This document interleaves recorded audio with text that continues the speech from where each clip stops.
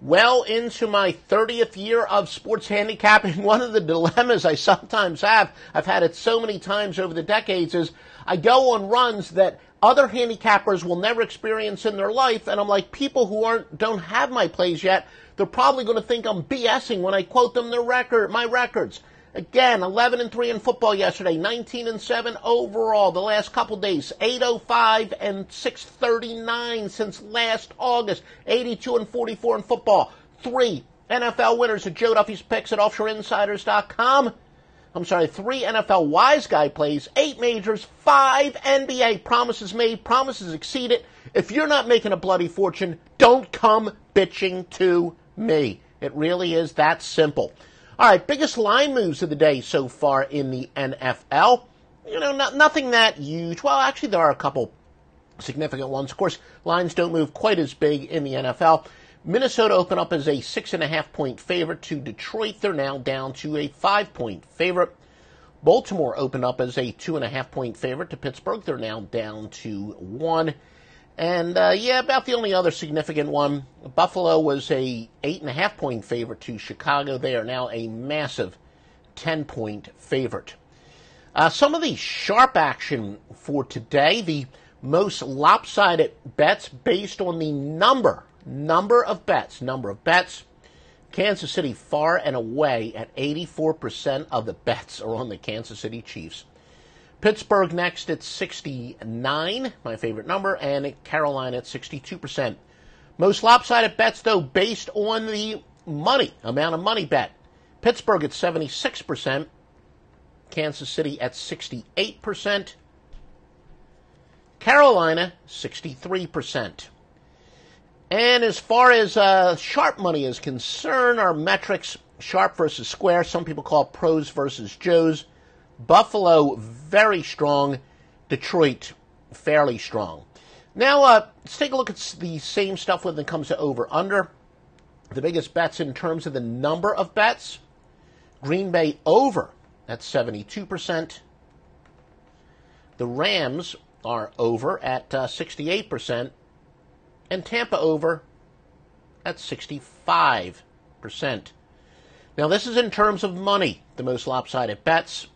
Seattle under at 80%. Green Bay over at 74%. Baltimore over at 72%. And there really is no sharp versus square or pros versus Joes today when it comes to the totals. All right, some key injuries from offshoreinsiders.com. And yeah, we know that, by the way, should probably have said this even earlier, got yet another email today. A guy's like, your picks are almost too good. I got cut off by his sports book. The sports book, I said, what sports book is it? He told me, you know what, you shouldn't, you got to use the sports books we recommend at offshoreinsiders.com. He did say that they paid him, but they cut him off. They told him he can't bet there anymore. We're winning too much. MyBookie.ag, you'll always get paid on time. If sports books that we recommend at offshoreinsiders.com, if any of them cut you off, let me know. And I'm going to take some action, and we'll stop recommending them. They keep cutting people off. MyBookie.ag has a 100% sign-up bonus. You won't get cut off. You're going to win. They'll pay on time. Promo code Duffy, DUFFY. Some key injuries. Looks like the Bears linebacker Khalil Mack is going to be out today. Ravens running back Alex Collins is questionable against the Steelers. Denver, their star rookie running back Royce Freeman is questionable, but we're now being told that he's officially listed as questionable. We're now being told he's doubtful. Lions defensive end Ezekiel Anza is very close to, he may make his debut. He is listed as questionable, pretty much a game-time decision. Green Bay wide receiver Randall Tex Cobb is expected to play tonight against the Patriots. Melvin Gordon for the Chargers is listed as questionable, but our sources say that he will play. And Dalvin Cook for Minnesota is expected to play, but will be on a quote-unquote pitch count. Of course, either explosive running back, although he hasn't been really all that explosive this year. So those are some of the biggest injuries that we're looking at. How about some trends for you that apply today? The Seahawks are 19-2 as a home favorite if they had at least 77 more yards of offense than their season-to-date average in the previous game. Meanwhile, Kansas City is going under 20-3 as a favorite versus a non-divisional opponent that had fewer regular season wins than them the previous season. Texans a perfect 11-0. By the way, these records are against the spread. Of course, Texas 11-0 on the road, playing on grass when they're off of a win in which they allowed fewer than 5 third down conversions in the previous week. The Saints are 14-1 when facing an undefeated team, but the Saints are 0-10 as a dog after a road game in which they had fewer than 10 incompletions. As far as weather, there's not a lot of weather. Usually this time of the year, it's more of a concern. Green Bay and Seattle, there is a 56% chance of precipitation.